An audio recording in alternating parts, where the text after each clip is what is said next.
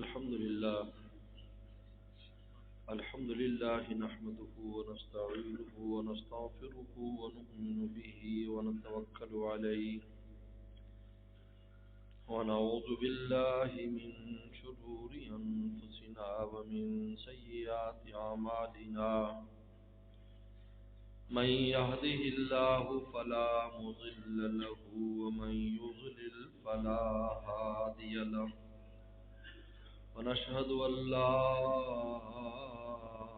إله إلا الله وحده لا شريك له ونشهد أن سيدنا وسندنا وحبيبنا وشفيعنا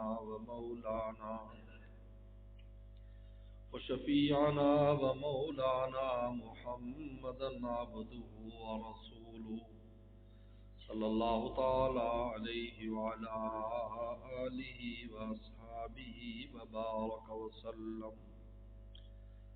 أما بعد فأعوذ بالله من الشيطان الرجيم. بسم الله الرحمن الرحيم.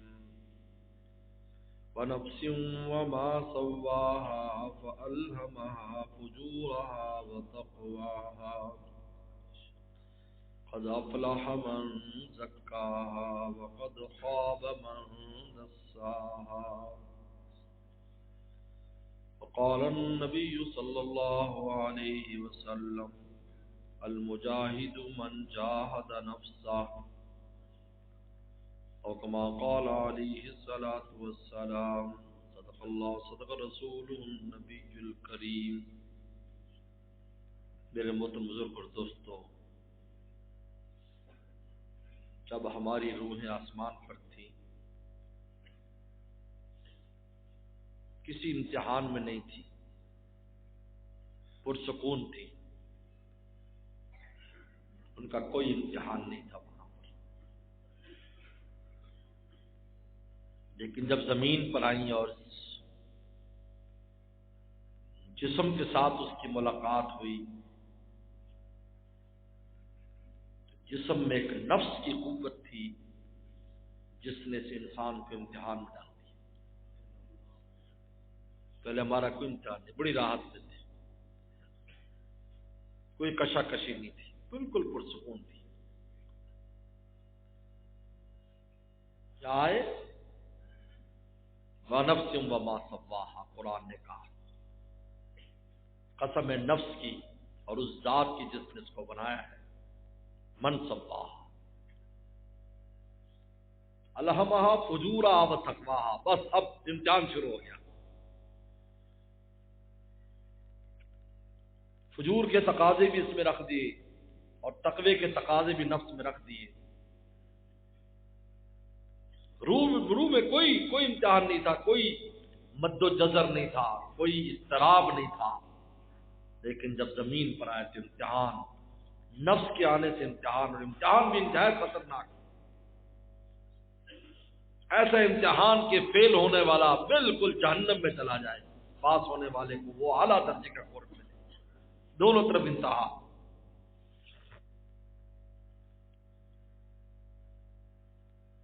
اس میں مولانا رومی رحمۃ اللہ علیہ فرماتے ہیں اللہ تو نے ہمیں امتحان میں ڈال دیا.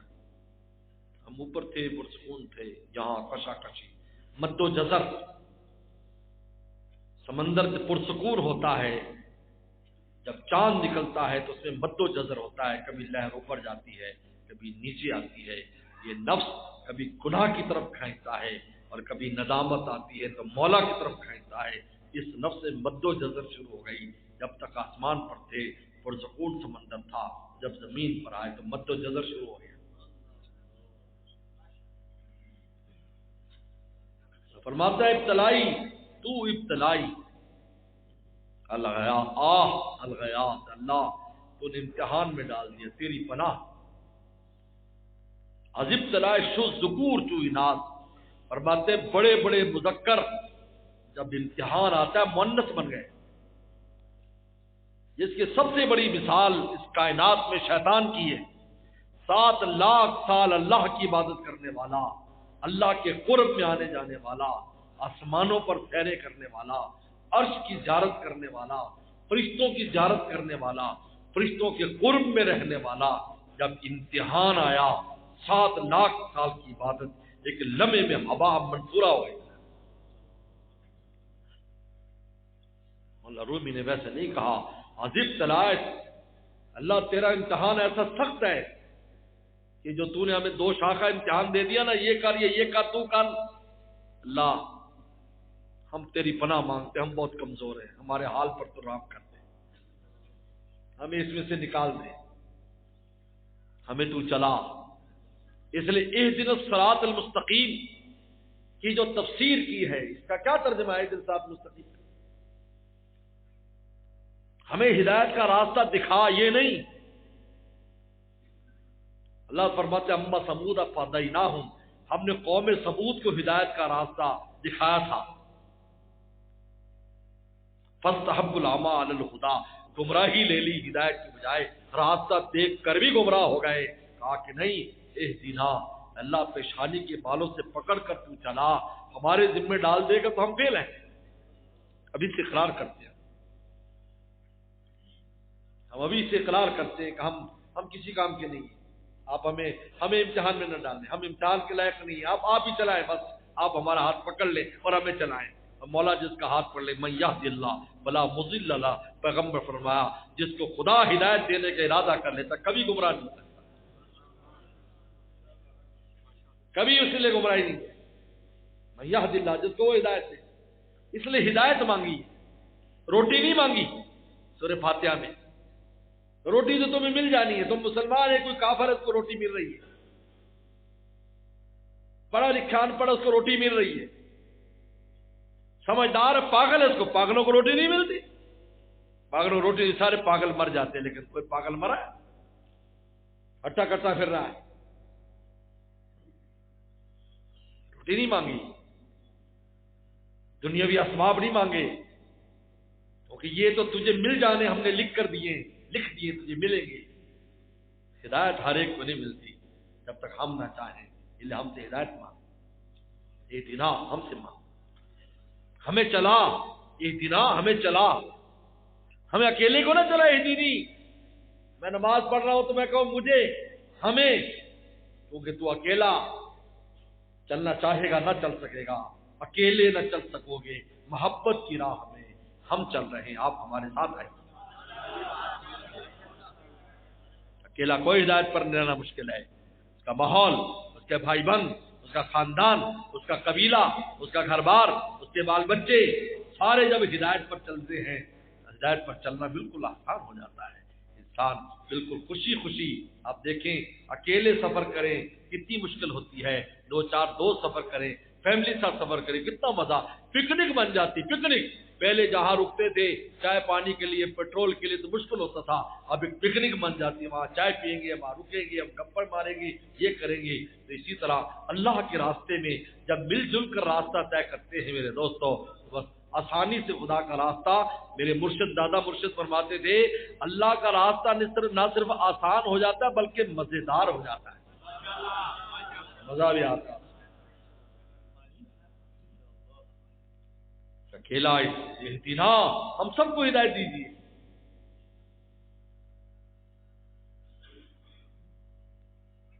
ضروری فرماتے ہیں کہ اللہ یہ اختیارات تو نے دیے ہمیں، ہم مانتے ہیں، لیکن جس طرح تو نے آسمانوں پر کوئی اختیار نہیں دیا تھا، ہم تیرے قرب میں تھے، ساری روحیں تیرے قرب میں تھی، اللہ کو مانتی تھی، سب نے مانا، الست بربکم قالوا بلا، ہر روح نے کہا تھا آپ ہمارے رب ہیں، ہم آپ کو تسلیم کرتے ہیں، آپ ہمارے پیارے ہیں، سب نے مانا۔ زمین پر جب اختیار دیا فیل ہو گئے، فیل ہو گئے۔ شیطان کتنا بڑا، سب سے پہلے تو شیطان فیل ہوا، یہ باتیں کر کر کے، اس لیے کہتے جو شیطان جو تھا، حضرت تھانوی نے بڑی پیاری بات لکھی، بڑی خوبصورت بات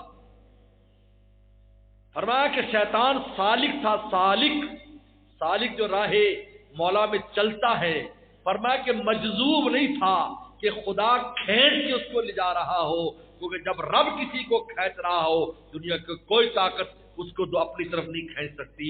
فرمایا وہ سالک تھا، مجذوب نہیں تھا، اگر اس کو ذرا سا بھی جذب نصیب ہو جاتا کبھی گمراہ رہا۔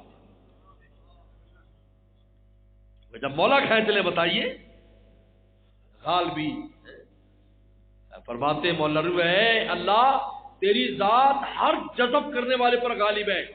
دنیا کے مال دولت، دنیا کے مرتبے، دنیا کی حسینائیں، دنیا کے سٹیٹس، پورا عالم مل کر اگر اس کو کھینچنا چاہے جس کو مالک اپنی طرف کھینچ رہا ہے میرے دوستو تو کوئی گمراہ نہیں کر سکتا.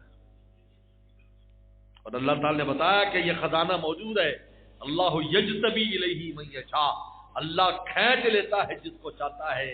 یہ آیت نازل اس لیے کی ہے تاکہ بندو ٹھیک ہے میں نے تمہیں امتحان کے لیے زمین پر بھیجا ہے، لیکن یاد رکھو میرا ایک خزانہ استوا بھی ہے.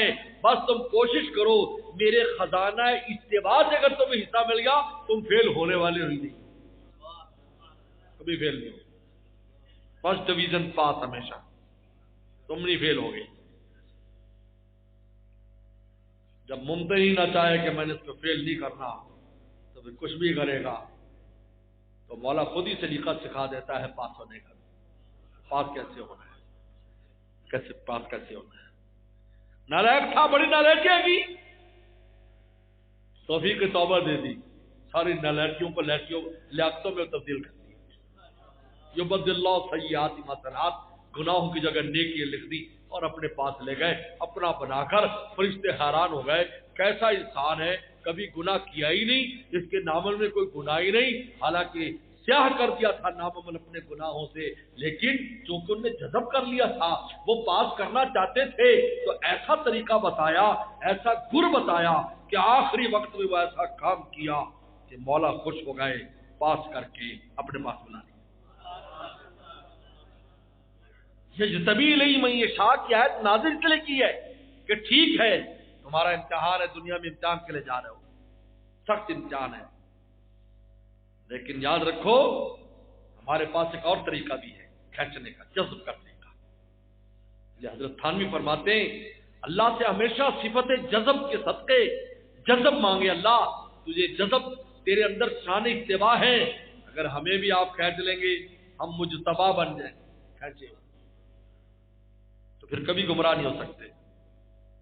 یہ پیغمبر اسلام نے صحابہ کے بارے میں جب پوچھا ہرقل نے کہ ان میں کوئی دین سے واپس پھرا ہے، انہوں نے کہا کہ نہیں. انہوں نے کہا ہماری کتابوں میں لکھا ہے، تورات انجیل میں لکھا ہے کہ جب ایمان کسی کے دل کے رگ و ریشے میں گھس جاتا ہے پھر اس کو کوئی گمراہ نہیں کر سکتا، ایمان سے نہیں ہٹا سکتا.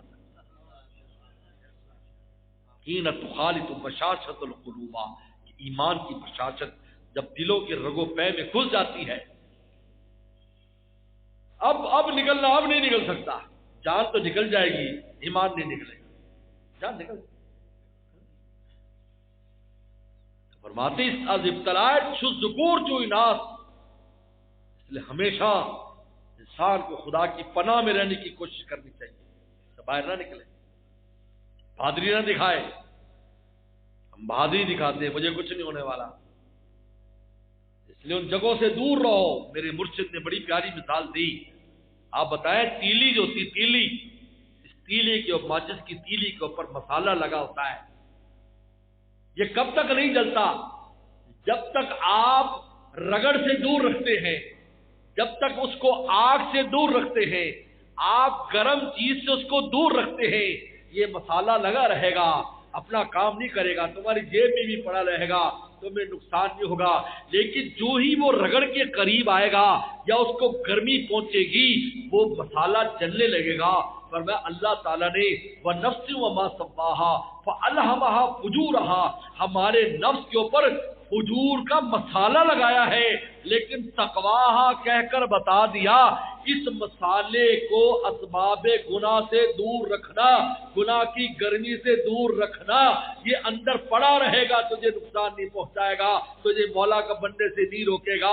لیکن جس دن تیرا تقوی ختم ہوگا اور تو مسالے کو گناہ کے قریب لے جائے گا یہ آگ بن جائے گا اور تجھ سے گناہ کرا کر تجھے جہنم میں لے جائے گا. کیسی پیاری مثال دی ہے. مسالہ لگا دیا، مسالہ لگا ہوا، ہر ایک کے نفس میں مسالہ لگا. انبیاء السلام معصوم ہے، کوئی معصوم نہیں، چاہے وہ عالم ہو شیخ الحدیث ہو، ولی اللہ ہو، کچھ بھی ہو، شیخ وقت ہو، لفظ مسالہ ہے. جب تک اسباب گناہ سے دور رکھتا ہے مسالہ نہیں چلتا. اور یہ توفیق آسمانوں سے وہاں سے توفیق دیتے ہیں. الہمہا فجورہا وتقواہا، اللہ فرماتے ہیں ہم فجور کا بھی الہام کرتے، تقوی کا بھی الہام کرتے. اوپر سے آتا ہے مسالہ تو لگا دیا، اب اس سے بچے گا کیسے؟ رگڑ سے دور رکھو اس کو رگڑ سے دور. اگر رگڑا کھائے گا بس آگ بن جائے گا، آگ. اس لیے مفسرین نے لکھا ہے کہ انسان کو جو جہنم میں، جو قبر میں آگ لگتی ہے، آدمی کو آگ لگ جاتی ہے. کتنے واقعات ہیں. ایک تابعی فرماتے ہیں کہ میں قبرستان سے گزر رہا تھا تو اچانک قبر سے ایک آدمی نکلا جس کو آگ لگی تھی، پورے جسم کو آگ لگی تھی. اس نے مجھ سے پانی مانگا. کہا پہلے میرا دھیان گیا کہ شاید ویسے آگ لگ گئی. اتنی دیر میں قبر سے ایک اور آدمی نکلا. کہا خبردار اس کو پانی مت دینا، اس کو عذاب ہو رہا ہے. جب یہ میں نے سنا تو اس کو پکڑ کر قبر میں گھسیٹا تو میں بے ہوش ہو گیا اپنے گھوڑے پر. میرا گھوڑا دوڑتا رہا، مجھے پتا نہیں وہ کہاں جا رہا ہے. جب مجھے ہوش آیا، خوف کے مارے میرے سر اور داڑھی کے بال سفید ہو چکے تھے.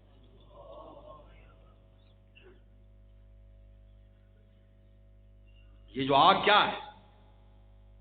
کہتے دراصل یہ آگ وہ گناہ کا مسالہ ہوتا ہے. وہ گناہ ہوتے ہیں جو انسان اپنے ہاتھ سے کرتا ہے تو ہاتھ میں، آنکھ سے کرتا ہے تو آنکھ میں، زبان سے کرتا ہے تو زبان میں، جسم سے کرتا ہے تو جسم میں. وہ آگ گناہ اس آگ کی شکل، جب قبر کا رگڑا اس کو لگتا ہے تو آگ جل جاتی ہے. ذرا ماچس کی تیلی جلتی ہے. یہ الگ سے نہیں لگائی جاتی، اندر ہی ہے. اندر جا کر الگ سے کوئی آگ نہیں. لے میرے مرشد فرماتے تھے گناہ کرنے کے بعد بے چینی کیوں ہے؟ بے چین ہے. کیوں بے چین ہے؟ اس لیے کہ اپنے اندر آگ بھر لی تو بے چینی ہونی ہے. نیکی کے بعد آرام ہوتا ہے، راحت ہوتی ہے. گناہ سے بے چینی ہوتی، نیند نہیں آتی، پریشان ہے. پریشانی اسباب کی قلت کی وجہ سے نہیں ہے. ہم سمجھتے ہیں کہ اسباب نہیں اس لیے میں پریشان ہوں. صحابہ کے بعد تو کچھ نہیں تھا، کبھی پریشان نہیں. صحابہ اکرام کے بعد تو قرآن کہتا ہے ایسے چہرے پر ان کی اطمینان ہوتا تھا کہ دیکھنے والا حیران ہو جاتا تھا. پریشانی اس کی وجہ سے نہیں ہے. یا ہم غلط سمجھتے ہیں کہ یہ جی وہ یہ نہیں، وہ نہیں، وہ نہیں، یہ کمی وہ کمی. لیکن اصل بے چینی اندر کی ہے. اور اندر بے چینی کس کی وجہ سے؟ خدا سے دوری کی وجہ سے، وہ گناہوں کی وجہ سے جو آگ اپنے اندر ہم بھرتے. آگ یہ قرآن مجید نے کہا کہ جو یتیم کا مال کھاتے انما یاکل فی بطونہم نارا، جب اپنے پیٹ میں آگ ڈال رہے ہیں تو مفسرین نے لکھا ہے کہ وہ مال آگ ہی ہوتا ہے جو اس کی وہ کھانے کی شکل میں، پینے کی شکل میں، لیکن اصل میں وہ آگ ہی ہے، پیٹرول ہے جو جسم کا حصہ بن جاتا ہے. جو ہی قبر میں جائے گا وہ ظاہر ہو جائے گی. الگ نہیں ہے کوئی چیز، وہی ہے. آدمی جس عذر سے گناہ کرتا ہے اسی میں ہی مسالہ جہنم کا لگ جاتا ہے. بس قبر کے رگڑے کی ضرورت ہے بس. اور دنیا میں بھی بے چین ہے. ہمارے مرشد کا ایک آدمی آیا، اس کو نیند نہیں آتی تھی، وہاں آیا تو سو گیا، مجلس میں آتی سو گیا. تو لوگوں نے کہا اس کو اٹھاؤ حضرت کے سامنے سے. فرمایا نہیں، کافی دیر کے بعد اٹھا، حیران ہو گیا. کہا مجھے کبھی نیند نہیں آئی، یہ کیا ہو گیا مجھے؟ انہوں نے فرمایا نیند نہیں آتی تھی مجھے اس طرف سے تیرے کرم نے گود میں لے کے سلا دی. اللہ کا کرم ہو رہا ہے مجلس پر، اللہ اللہ سیکھنے آیا ہے تو اللہ تعالیٰ نے ایسی دے دی، سکون سے سو رہا ہے، آنکھ نہیں کھلتی. میرے دوستو، اس لیے مولانا رومی رحمۃ اللہ علیہ نے اپنی مناجات میں ایک عجیب بات کی. یا کریم، اے کریم ذوالجلال مہربان. اللہ کا پکار کے اے کریم. اے کریم ذات. کریم کسے کہتے ہیں؟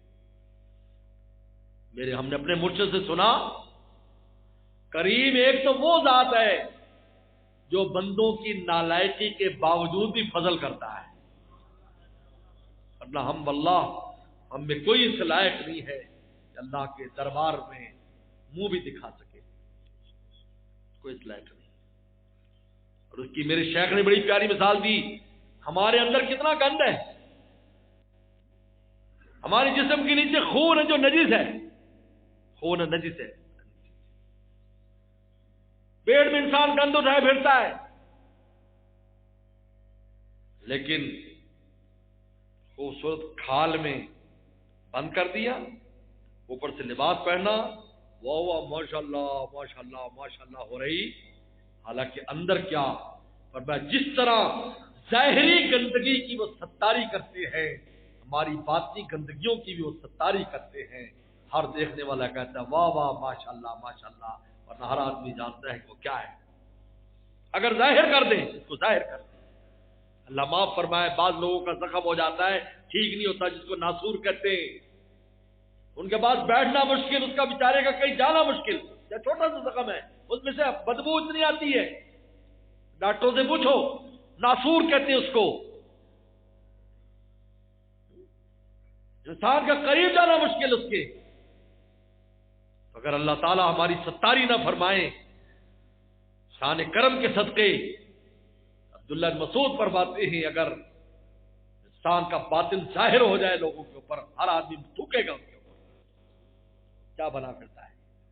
لیکن جس طرح ہماری ظاہری گندگی کو ہماری کھال کی خوبصورتی میں چھپا دیا، ہماری لباس کی خوبصورتی میں چھپا دیا، اسی طریقے پر اپنی شان ستاری کے صدقے ہماری نالائقیوں کو بھی چھپا دیتے ہیں، کسی پر ظاہر نہیں کرتے، اور پھر اپنے پاس آنے کی اجازت بھی دے دیتے ہیں. کتنا برا کیوں نہ ہو، کتنا نالائق کیوں نہ ہو، توبہ کرنا چاہتا ہے، مسجد میں آنا چاہتا ہے، کبھی پابندی نہیں لگائی کہ جب چاہ توبہ کر، وضو کر، میرے گھر میں آ جا، میرے دروازے کھلے ہیں. ورنہ والد کا نافرمان 1 دن 2 دن 4 دن معاف کرتا، آ کر کے اخباروں میں دیتا، آنکھ ہے اب سے میرا بیٹا، اس کو کوئی میرا بیٹا شمار نہ کرے. لیکن ہم رات دن نالائقیاں کریں، پھر توفیق دے رہے ہیں، پھر دروازے کھلے ہوئے. 90 سال کا ایک کافر ہندو، میرے دادا مرشد نے سنا ہے، 90 سال سنم سنم سنم سنم کرتا تھا بتوں کو، 90 سال ہو گئے.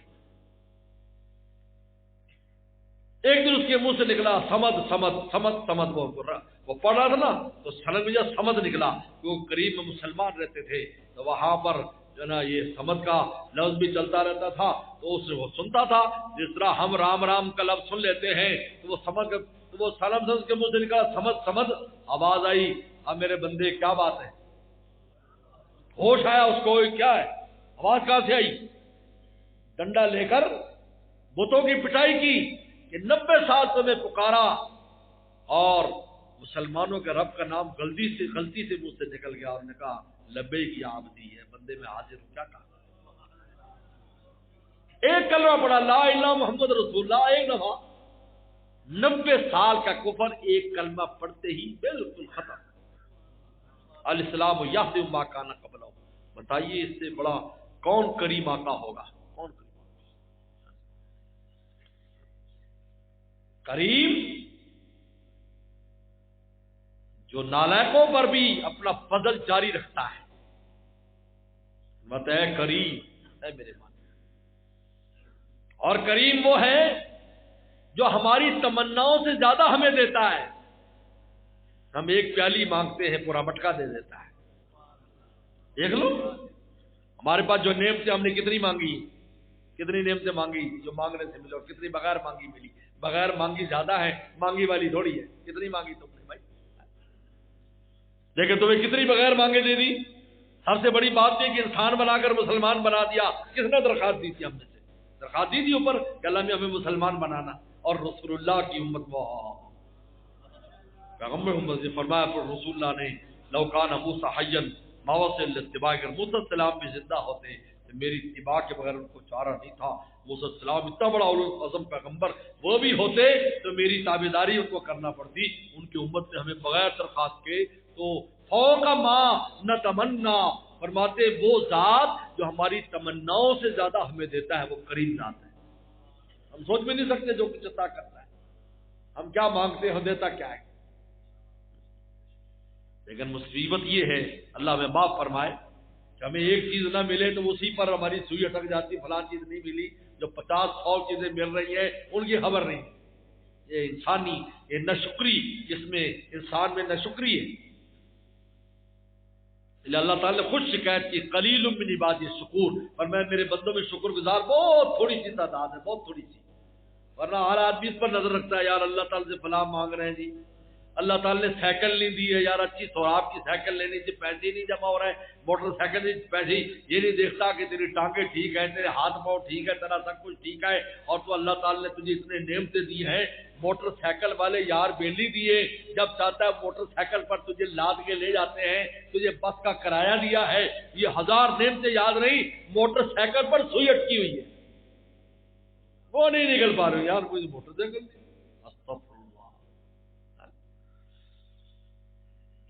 حضرت مفتی شفیع صاحب رحمۃ اللہ علیہ کی بڑی بیٹی آئی ابا جان دانتوں میں بڑی تکلیف ہے 40 سال ان کی عمر تھی. انہوں نے کہا بیٹی 40 سال تک تو دانتوں میں کبھی درد نہ ہوا تو نے اتنا شکر ادا کیا اب درد ہو گیا تو اتنا باویلا کر رہی. عجیب بات ہے ہماری نظر نہیں جاتی. پر میں فوق ما نتمنا ہم جو تمنائیں کرتے ہیں اس سے زیادہ ہمیں دیتا ہے اللہ تعالیٰ کے ساتھ. اور لا یخاف نفاذ ما عنده اور اللہ تعالیٰ جب نعمتیں بندوں کو دیتے ہیں روحانی اور جسمانی ان کو کبھی خوف نہیں ہوتا کہ میری نعمتیں ختم ہو جائے گی کیونکہ کریم کے خزانے اتنے ہیں. حدیث شریف میں آتا ہے کہ جب سے اللہ نے دنیا بنائی ہے دونوں ہاتھوں سے لٹا رہے ہیں لیکن اللہ کے خزانوں میں ذرا بھی کمی نہیں ہے.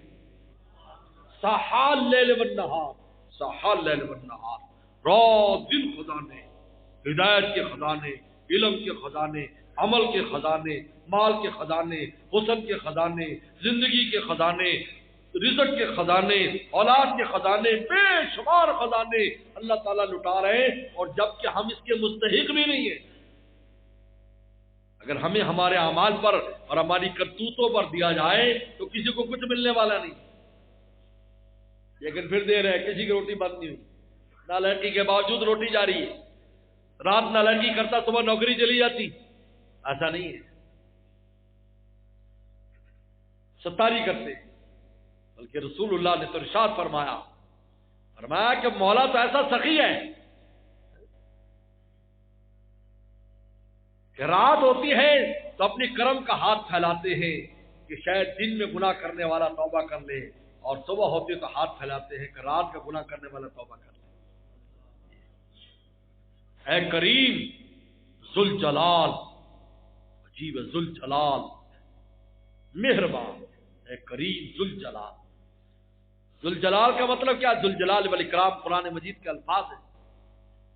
ذوالجلال الاستغناء المطلق یعنی وہ ذات جو ذرا بھی کسی کی محتاج سب سے مستغنی ہے بالکل مستغنی کسی کی ضرورت نہیں اس کو. الاستغناء المطلق وہ ذات جو استغناء مطلق رکھتی ہے. استغناء مطلق ہے تو ہمارا کیا بنے گا؟ وہ تو کسی کے محتاج نہیں پھر کسی کی پرواہ نہیں. فرمایا کہ نہیں یہ مخلوق کی طرح نہیں ہے کہ 4 پیسے آ جاتے ہیں تو اپنی دنیا میں گم ہو جاتا ہے اور اپنی دنیا میں مست ہو جاتا ہے. یہ نہیں دیکھتا کہ میری اور کتنے محتاج میرے اڑوس پڑوس میں ہیں اپنے قریب اور دور والوں میں ہیں اس کو نہیں دیکھتا. اپنی مستی میں مست رہتا ہے کسی کی اس کو فکر نہیں کرتا. کہا کہ اکرام نازل کیا. اکرام کا معنی ہے الفیض العام کہ اتنا مستغنی ہو کر اپنے فیض کو ایسے عام کیا ہے کہ چونٹی تک فائدہ اٹھا رہی ہے. چھوٹی سی چھوٹی مخلوق کو بھی انسان سوچتا ہے کہ یار کس طرح ان مخلوق حضرت سلمان السلام نے 6 مہینے دعوت تیار کی. 6 مہینے ایک مچھلی کھا گئی. کہا کہ کتنے دن سے بھوکی ہوں. اللہ نے کہا تو سلمان دعوت کر رہا ہے السلام ساری دیگیں کھا گئے، وہ الٹاتے جاتے تھے کھاتے جاتے تھے، الٹاتے جاتے تھے کھاتے جاتے تھے، ساری دیگیں ختم ہو گئی، کسی اور کی باری نہیں آئی۔ تو پوچھا سلمان السلام نے کہ اللہ تجھے کتنا دیتا؟ کہا اتنے 3 لقمے روزانہ ملتے ہیں مجھے۔ تو کیا کہہ رہے ہو؟ انسان حیران ہوتا ہے کہ جنگلوں میں کس طرح جانور پلتے ہیں، کس طرح ان کو رزق ملتا ہے، کس طرح روٹی۔ الفیض العام ذوالجلال کے ہاتھ اکرام نازل کیا کہ اگر میں استغناء مطلق رکھتا ہوں لیکن مخلوق کا خیال بھی رکھتا ہوں، کسی کو نہیں چھوڑتا، ادنا سے ادنا مخلوق کہیں ہو۔ حدیث شریف میں آتا ہے موسیٰ السلام نے اللہ آپ ہر ایک کو رزق کیسے پہنچاتے ہیں؟ کہا پتھر ڈنڈا مار۔ موسیٰ السلام کا ڈنڈا کو عام ڈنڈا تو نہیں تھا، خاص ڈنڈا تھا، بڑا خاص ڈنڈا تھا۔ اس لیے جادوگروں نے تفسیر کبیر میں ایک عجیب واقعہ لکھا ہے کہ یہ دیکھنے کے لیے کہ یہ جادو کے ذریعے ڈنڈا سام بنتا ہے یا کوئی اور چیز ہے، تو ان میں 2 سب سے بڑے پڑھے لکھے جادوگر تھے، وہ اپنے والد کی قبر پر گئے، وہ بڑا جادوگر گزرا تھا، انہوں نے خاص عمل کیا اور جا کر اپنے ابا سے پوچھا، اس نے کہا کہ اس کا ڈنڈا چرانے کی کوشش کرو، اگر تم ڈنڈا چرانے میں کامیاب ہو گئے تو پھر یہ کچھ بھی نہیں، اگر ناکامیاب ہوئے تو ان کا مقابلہ نہ کرنا۔ اب پوچھا کہ آپ کا کیا حال ہے؟ کہا یہاں بتا نہیں سکتے کہ ہمارا کیا حال ہے، پٹائی ٹھکائی کو نہیں بتا سکتے، اگر کوئی ایسا ہو بھی جائے کیا ہو رہا ہے نہیں بتا نہیں سکتے بس۔ حضرت موسیٰ صلی اللہ علیہ وسلم، حضرت ہارون السلام فرعون کے دربار میں سارا دن بحث کرتے تھے، پھر جنگل میں جا کر سوتے تھے، شہر میں نہیں سوتے، جنگل میں چلے جاتے۔ سلمان حضرت موسیٰ السلام بھی سو رہے اور ڈنڈا درخت کے ساتھ لگا کھڑا کیا ہوا ہے۔ وہ جادوگر ہو گئے تو بہت آسان ہے، سب اٹھا کے لے جاؤ، مشکل کی نہیں، تو بھی پتہ چل جاتا ہے۔ وہ جو ہی قریب ہوئے تو سانپ بن کے پیچھے بھاگا ہوا، سانپ بن کے پیچھے۔ وہ کہ معجزہ وہ ہوتا ہے جس کا کنٹرول مولا کے ہاتھ میں ہوتا ہے، مولا کے ہاتھ میں۔ اس لیے پیغمبر جب بھی کوئی معجزہ طلب کیا، انہوں نے کہا ہم کچھ نہیں کر سکتے جب تک ہمارا رب نہ چاہے، جب وہ چاہتے ہیں تو پھر بڑے سے بڑا معجزہ، کیا چاند ہے کیا سورج ہے، وہ کائنات کچھ بھی نہیں ہے، پھر نبی کے سامنے سب ٹکڑے کرتے ہیں، ایک انگلی سے 2 چھک ہو جائے، چاند 2 ٹکڑے ہو جائے، تو سام مر گیا۔ تو ڈنڈا خاص قسم کا ڈنڈا تھا، اس لیے پتھر پر مارا تو پتھر پر باقاعدہ نشان بن گئے، جس طرح کے بچے کی پٹائی قاری کرتے نا، قاری نہ کیا کرے پٹائی، جب بچے کو ڈنڈا مارتے تو اس کے نشان بن جاتے نا، نشان بن گئے باقاعدہ پتھر پر۔ پتھر پر آپ جتنا مار لو کوئی نشان نہیں پڑے گا، لیکن وہ عام ڈنڈا تو تھا ہی نہیں۔ فرمایا ڈنڈا مار پتھر پر، زور سے ڈنڈا مارا، پتھر پھٹ گیا، اس میں ایک کیڑا نکلا جس کے منہ میں سبز پتا تھا، جبکہ پتھر میں کوئی سراغ نہیں۔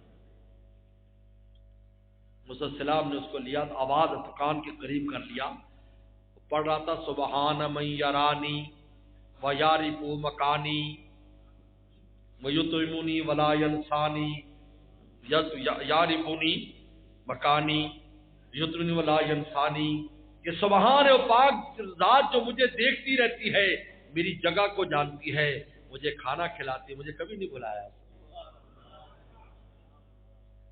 فیض العام الاکرام، حالانکہ مستغنی ذات ہے، ہماری کسی شے کی ان کو ضرورت نہیں ہے، کسی شے کی ضرورت نہیں ہے، ہم جانے ان کے لیے دے دے، ہم ذکر اذکار کریں، نمازیں پڑھیں، کچھ بھی کریں، مال خرچ کر دیں ان کے لیے، لیکن ان نے اپنا نام شکور بھی رکھا ہے۔ شکور کا مطلب ہے کہ بندوں کے اعمال کا شکریہ ادا کرتے ہیں، جبکہ استغناء مطلق رکھتے ہیں۔ باتیں ہیں کریم ذوالجلال مہربان، آپ بڑے مہربان ہیں، آپ بڑے مہربان ہیں۔ دعائی دیتے ہیں اللہ تعالیٰ سے، اس کی شان کرم مانگتے ہیں، اللہ ہم اس آزمائش میں نہ ڈال۔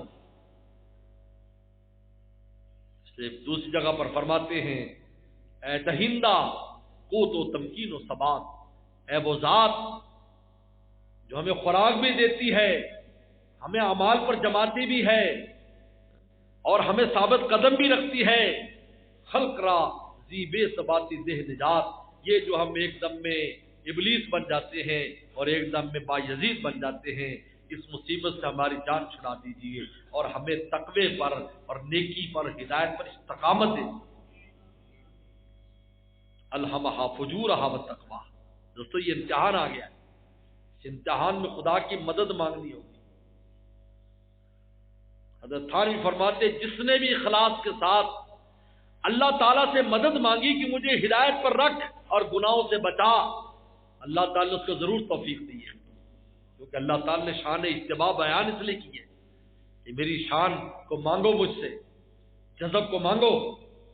پھر کیا ہوگا جب ہم تمہیں جذب کر لیں گے، پھر دنیا کی کوئی چیز بھی تمہیں خریدنے والی نہیں ہے، تمہیں اپنی طرف کھینچنے والی نہیں ہے، تم ہر حال میں ہمارے رہو گے۔ اللہ مجھے آپ کو عمل کی توفیق عطا فرمائے۔ وآخر دعوانا ان الحمد للہ رب العالمین۔